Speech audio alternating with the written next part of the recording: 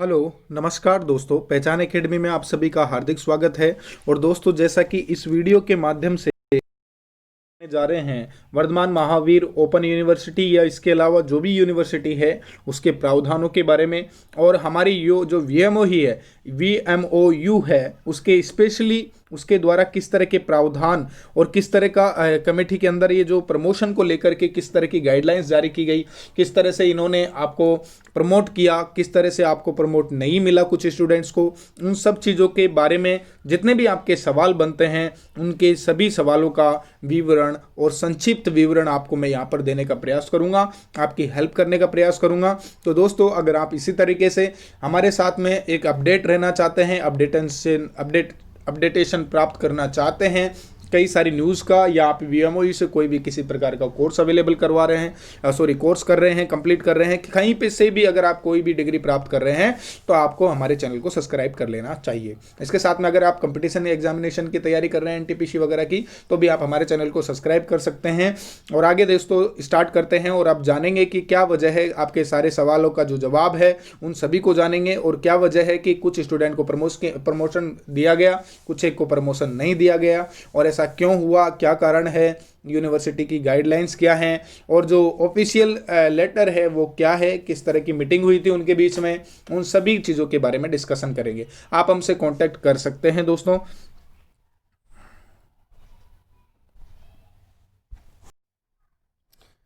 इसके अलावा दोस्तों, आप हमसे कांटेक्ट कर सकते हैं डिस्क्रिप्शन के माध्यम से, इंस्टाग्राम आईडी पर आप हमें फॉलो करें। अगर आप इसी तरह से जुड़ना चाहते हैं, आप भी कोई कोर्स डिग्री कर रहे हैं या अपनी स्टडी को कॉम्पिटिटिव एग्जाम के अंदर आपने अपनी मेहनत को खपा रखा है, तो आप दोस्तों पूर्ण विश्वास के साथ में हमारे चैनल को सब्सक्राइब करें और हमें इंस्टाग्राम पर फॉलो करें, ताकि हम जैसी भी हेल्प हो सके आप लोगों की वैसी हेल्प हम आपकी कर पाए। ठीक है दोस्तों, स्टार्ट करते हैं। आज की जो वीडियो है किसके बारे में है, इसके बारे में कि आपको प्रमोट नहीं होने का जो कारण है स्पेशली उसके बारे में डिस्कशन करेंगे, और जो भी आपके सवाल बनते हैं उन सभी सवालों का जवाब क्या है, और एक ऑफिशियली लेवल पर क्या प्रमोशन रूल अपनाए गए हैं, और इनके उपाय क्या हो सकते हैं कि अभी मान लो आपके एनसी लिखा हुआ आ रहा है तो इसके आगे क्या उपाय किए जा सकते हैं। इन सभी सवालों का जवाब आपको जहां तक है मैं संतुष्ट करने का प्रयास करूंगा। अगर आप तब भी नहीं होते हैं तो भी दोस्तों आपको चैनल को फॉलो करना है, यानी सब्सक्राइब करना है, बिकॉज आप मेरे से कांटेक्ट में रहेंगे तो मैं आपको हर चीज़ की अवेलेबिलिटी दूंगा। जैसे टाइम टू टाइम गाइडलाइंस वगैरह यूनिवर्सिटी की आती है, या कुछ भी एडमिट कार्ड्स वगैरह हैं डिग्री रिगार्डिंग, अगर कोई प्रॉब्लम आती है तो ऐसे में मैं आपको हर फैसिलिटी अवेलेबल कराऊंगा। आप लोग बस जुड़ने का प्रयास कीजिए।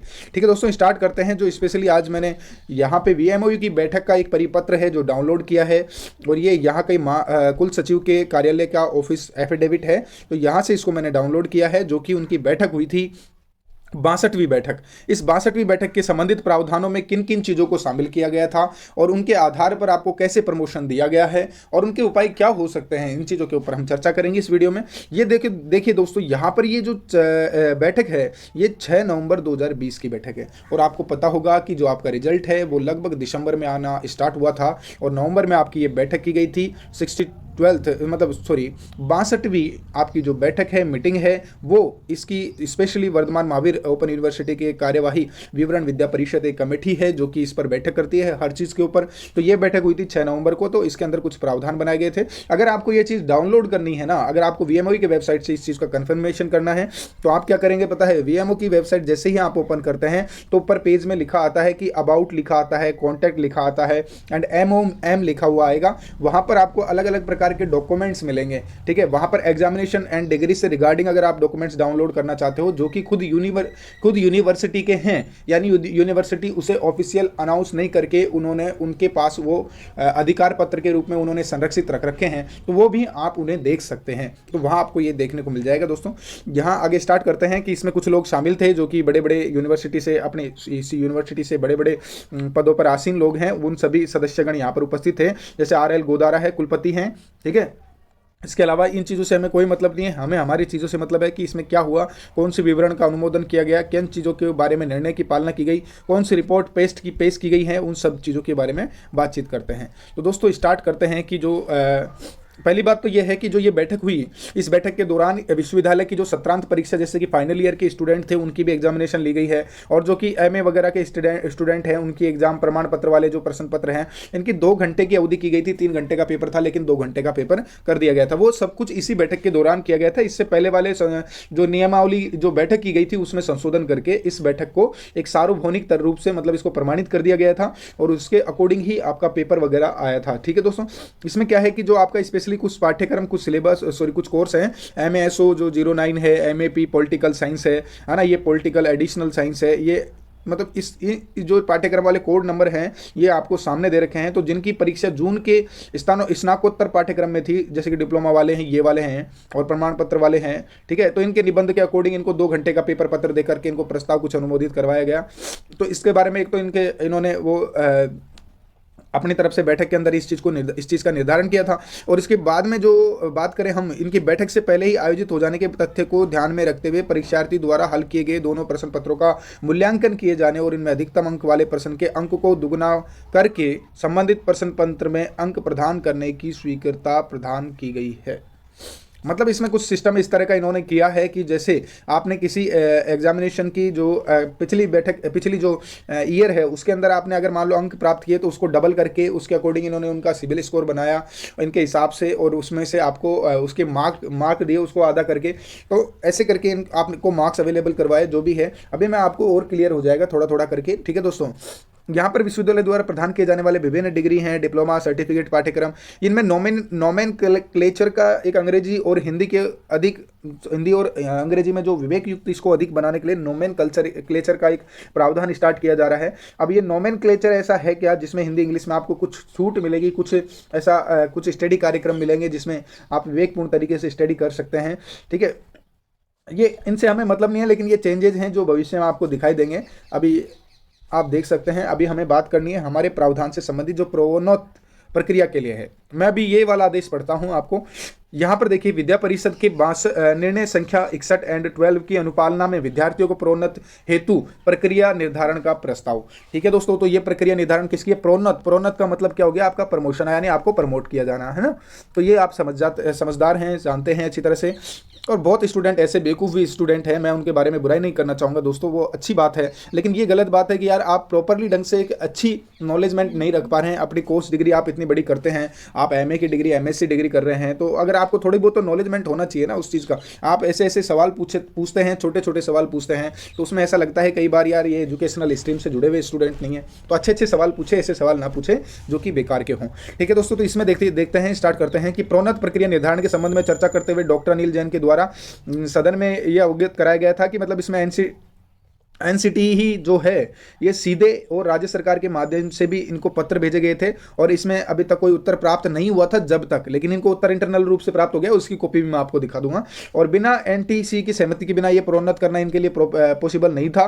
तो प्रोफेसर जो बी अरुण कुमार हैं उन्होंने विचार व्यक्त करके अपने एक नई प्रक्रिया थी जो उनको भेजा था। उसके बाद में यूजीसी के गाइडलाइंस के अनुसार है ना, माननीय सर्वोच्च न्यायालय द्वारा दिया गया निर्णय और बैकलॉग की परीक्षा अनिवार्य रूप से करवाने और मध्यवर्ती वर्ष विज्ञान की जो प्रैक्टिकल परीक्षाएं हैं वो करवाने के लिए यूजीसी की गाइडलाइन के अकॉर्डिंग इनके पास में लेटर आया था। ठीक है, तो और फिर हमारी जो यूनिवर्सिटी वीएमओयू है, इन्होंने स्पेशली ये कहा कि हमारे जो विश्वविद्यालय में अधिकांश छात्र हैं उनके बैक और डिफॉल्टर पेपर आते हैं, तो उनकी क्या करना है, उनके लिए आपको एग्जामिनेशन का कुछ प्रावधान बनाना पड़ेगा। ये इन्होंने कहा था हमारी यूनिवर्सिटी के प्रोफेसर्स ने आगे के लिए। अब इसमें क्या है दोस्तों, साथ ही सदस्यों द्वारा यह भी विचार व्यक्त किए गए कि मुफ्त शिक्षा पद्धति पर आधारित होने के कारण विश्वविद्यालय द्वारा छात्रों के वर्ष में 2 बार परीक्षा में सम्मिलित होने की छूट है, और न्यूनतम अवधि के साथ अधिकतम अवधि में पूर्ण करने की सुविधा भी दी जाती है हमारी इससे यूनिवर्सिटी से। अब देखिए, घर पर उपलब्ध कराई गई किसकी अध्ययन सामग्री तो आपको घर पर दी गई थी, और जो अन्य विश्वविद्यालय हैं उनमें क्लासरूम में आपको स्टडी करवाई जाती है, जबकि हमारी वीएमयू में आपको घर पर अध्ययन सामग्री भेज दी जाती है। तो यूनिवर्सिटी ने इस बात को साफ किया है कि छात्र का अध्ययन में किसी प्रकार का व्यवधान नहीं हुआ है। ठीक है, अब इन्होंने जो प्रमोशन रूल अपनाए हैं उनमें किस तरह की बातों को इन्होंने भेजा है आगे के लिए, तो ये चीज़ देखते हैं। इन्होंने पॉजिटिव स्टूडेंट्स को बिठाने के लिए भी ये चीज़ें की थी, कुछ कार्रवाई की थी। इसके अलावा दोस्तों अभी मैं आपको एक बात स्पष्ट तौर पर समझा देता हूं कि जिन स्टूडेंट्स का प्रमोशन हुआ है या जिनका प्रमोशन नहीं हुआ है तो उसके पीछे आखिरकार रीजन क्या है। ठीक है, तो पहले हम ये रीजन समझ लेते हैं। इस लेटर में आपको थोड़ा बहुत समझ में आया भी होगा, थोड़ा बहुत नहीं भी आया होगा, कोई बात नहीं, लेकिन मैं इसको अपने सरल भाषा में समझा देता हूं। तो दोस्तों जैसे कि आपने आपका VMOU से आपने ग्रेजुएशन कर रहे थे या फिर आपके जैसे आपने बीए चूज किया था, तो बीए फर्स्ट ईयर मान लो, बीए फर्स्ट ईयर वाले स्टूडेंट है। पहले फर्स्ट ईयर वाले स्टूडेंट्स की बात कर लेता हूं कि जो फर्स्ट ईयर वाले स्टूडेंट हैं वो स्टूडेंट उनको क्या है कि उनकी एग्जामिनेशन उनका एग्जामिनेशन फॉर्म, अगर मान लेता हूं मैं कि उनका एग्जामिनेशन फॉर्म जुलाई 2019 का अप्लाई किया हुआ है, उस सेशन का अप्लाई किया हुआ है, एंड उनकी एग्जामिनेशन 2020 में होने को जा रही थी। कब होने जा रही थी? 2020 में अगर उनकी एग्जामिनेशन होने जा रही थी, कब? जुलाई के सेशन में, जिस दौरान कोविड-19 का लगातार प्रकोप भारी मात्रा में था। मतलब कोविड-19 बहुत ज़्यादा आघात पहुंचा रहा था, यानी अफेक्टेड थे हमारे कॉलेजेस, यूनिवर्सिटीज़, स्टूडेंट्स वगैरह। ठीक है, गवर्नमेंट भी अफेक्टेड थी ज़्यादातर, तो इसमें हमारी एग्जामिनेशंस नहीं हो सकती थी उस टाइम पे। तो यूनिवर्सिटी ने क्या किया, यहाँ पर इस चीज़ का क्लेरिफिकेशन किया यूनिवर्सिटी ने कि उन्होंने इस चीज़ का क्लेरिफिकेशन किया है कि जो आपकी एग्जामिनेशन उन्हीं स्टूडेंट्स की, या फर्स्ट ईयर में, जैसे फर्स्ट ईयर वाले जो स्टूडेंट थे, एक्चुअली में जो फर्स्ट ईयर वाले स्टूडेंट थे, है ना, उनका क्या है, जुलाई 2020 में जिनकी एग्जामिनेशन थी उनको प्रमोट किया गया। लेकिन उनको प्रमोट कैसे किया गया है, इसके पीछे भी कारण है। अगर मान लो कि आपकी असाइनमेंट, इसका असाइनमेंट का बहुत बड़ा बोलबाला है, असाइनमेंट की जो डेट थी आपकी जुलाई वाले स्टूडेंट्स के लिए, असाइनमेंट जमा कराने की जो डेट थी वो यानी मई में थी। मान लो मई तक आपको, या फरवरी तक, सॉरी मई तक आपको असाइनमेंट जमा करवाने थे। एक बार एग्जांपल के तौर पर समझ लीजिए, मई में आपको असाइनमेंट वगैरह जमा कराने थे और कुछ स्टूडेंट ऐसे थे जो कि अपने मई में हैं, जो कि असाइनमेंट जमा नहीं करवा पाए। ठीक है, तो अब वहां पर क्या होगा कि जब आपका रिजल्ट आएगा तो जो असाइनमेंट्स के मार्क हैं वो तो जीरो ऑलरेडी चढ़ जाते हैं, और आपके जो थ्योरेटिकल मार्क हैं या लिखित रिटर्न एग्जाम में आप मार्क लेकर आए हो 17 में से, यानी सॉरी 70 मार्क्स में से, तो उसमें से जो मार्क है वही शो करेगा। लेकिन ये दोनों सब्जेक्ट का कॉम्बिनेशन कहता है कि आप अभी भी क्या है, नॉट क्लियर हैं। ठीक है, तो नॉट क्लियर वाली सिचुएशन में आपको प्रमोशन कैसे मिल सकता है? एक बात बताइए, आपको असाइनमेंट वर्क था, असाइनमेंट वर्क में आपकी जो पढ़ाई है उसमें व्यवधान उत्पन्न नहीं हुआ कोविड की वजह से, यानी आप सब घर पे बैठे थे। असाइनमेंट वर्क था जो आपका घर पे करने का था और यूनिवर्सिटी के पते पर भेजने का था, यानी आप लोगों को उसमें कोई दिक्कत नहीं आती। इस वजह से यूनिवर्सिटी ने उसे सही ठहराया है, और उसके बावजूद कई स्टूडेंट्स अगर असाइनमेंट टाइम पर जमा नहीं करवा पाए हैं तो उनको प्रमोशन से दूर रखा गया है। यही कारण है कि बीए फर्स्ट ईयर के कुछ स्टूडेंट्स हैं, उनका भी जो एनसील दिखाई दे रहा है उसका रीजन सबसे बड़ा ये है, उनका लेट कहीं ना कहीं हो गया है, असाइनमेंट जमा कराने के लेकर के है, या फिर उनके रिकॉर्ड्स की वजह से कुछ ऐसा मिस्टेक है तो उसकी वजह से उन्हें नॉट क्लियर शो आउट किया गया है। ठीक है दोस्तों, जैसे सेकंड ईयर वाले स्टूडेंट हैं और सेकंड ईयर वाले हैं, तो सेकंड ईयर वालों की कहानी की मैं बात करूं तो सेकंड ईयर वालों को जैसे प्रमोशन, जिनकी एग्जामिनेशन जुलाई 2020 में होनी थी, मैं इन्हीं की बात करूंगा क्योंकि जुलाई की 2020 की बात है, उसी के अकॉर्डिंग प्रमोशन गाइडलाइंस आई थी हमारी यूजीसी के द्वारा। तो इसमें क्या है दोस्तों, सेकेंड ईयर वाले जो स्टूडेंट है, अब सेकेंड ईयर वालों में पता है क्या है, फर्स्ट ईयर में जैसे कि उनका कोई पेपर है, फर्स्ट ईयर में किसी सेकेंड ईयर का उसने इस साल उसका एग्जामिनेशन होना था जुलाई 2020 में, चाहे वो डिफॉल्टर का हो चाहे वो रेगुलर वाला स्टूडेंट हो, तो चाहे कैसा भी स्टूडेंट हो, अगर उसका एग्जामिनेशन जुलाई 2020 में सेकेंड ईयर में होना था, चाहे वो डिफॉल्टर हो चाहे उसके रेगुलर एग्जामिनेशन हो, तो उन सबको प्रमोट किया गया है according to first year record के आधार पर।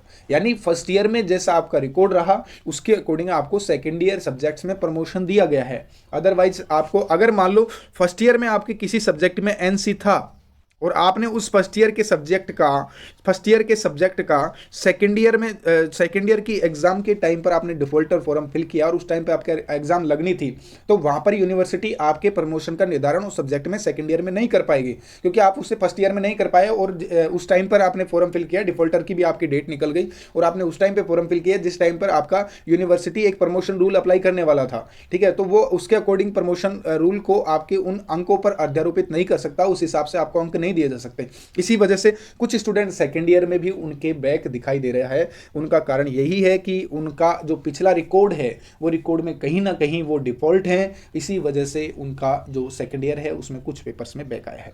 फाइनल ईयर्स में तो आपको पता ही होगा कि जैसा रिजल्ट शो किया है वो सैद्धांतिक तौर पर किया गया है और उसमें एग्जामिनेशंस भी हुई थी। आपकी एमए वगैरह की बात करते हैं, एमए स्टूडेंट्स की, तो एमए स्टूडेंट्स का तो देखिए ऐसा है दोस्तों कि जैसे एमए परिवेश वाले हैं, एमए परिवेश वालों की भी वही मैं प्रोसेस की बात करूंगा कि जो एमए परिवेश वाले स्टूडेंट थे उनकी क्या था कि उनको भी प्रमोशन कैसे दिया गया, उनको फर्स्ट ईयर के अकॉर्डिंग, सॉरी फर्स्ट ईयर के अकॉर्डिंग इनको प्रमोशन नहीं मिला, इनको सेकंड ईयर के अकॉर्डिंग प्रमोशन मिला है। और जो यूजीसी हमारी थी उन्होंने एक अलग से प्रावधान बनाया था मास्टर डिग्री वालों के लिए।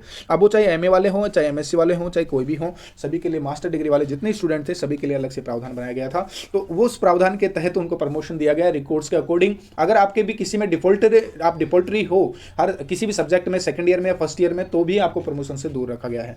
ठीक है दोस्तों, अगर और भी कोई सवाल जवाब है तो आप कमेंट सेक्शन में आप पूछ सकते हैं। प्रत्येक सवाल का जवाब मैं ऑफिशियली तौर पर आपको प्रोवाइड करवाऊंगा। और अगर कोई भी समस्या आती है तो मैं आपको कॉन्टैक्ट डिटेल देता हूं, वहां पर आप कॉन्टैक्ट कर सकते हैं। और मान लो अगर आपको हमसे पर्सनली बातें करनी है तो आप हमारे इंस्टाग्राम चैनल पर जाकर के पहचान एकेडमी ऑफिशियल के नाम से हमने खोला हुआ है, हमारा इंस्टाग्राम आईडी बना हुआ है, तो वहां पर जाकर यहाँ पर हमें फॉलो कर सकते हैं। और फॉलो करने के बाद में आप एक प्रत्येक लाइन के बारे में, प्रत्येक सवाल के बारे में आप हमसे पूछताछ कर सकते हैं। ठीक है दोस्तों, और आपको मेरे हिसाब से, मेरे ख्याल से मेरा सजेशन यही है कि आपको मेरा चैनल सब्सक्राइब कर लेना चाहिए। दिल से कह रहा हूं, क्योंकि मैं जहां तक है एक अच्छे से अच्छा प्रयास करूंगा आप सभी को सपोर्ट करने का। तो जुड़े रहिए हमारे साथ में, मिलते हैं नेक्स्ट वीडियो में, जब तक के लिए नमस्कार दोस्तों।